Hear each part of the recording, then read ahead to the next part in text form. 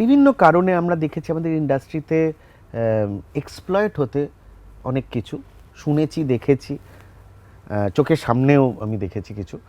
তো আমি ভেবেছিলাম যে কোনো দিন যেন কোনো সিঙ্গারের সঙ্গে, যেহেতু আমি মিউজিক ডিরেক্টর, মিউজিক কম্পোজার, তো আমাকে মুখিয়ে থাকে অনেক সিঙ্গার্স আমার ওপর, যে তারা যাতে চান্স পায় বা কোনো কিছু ছিল।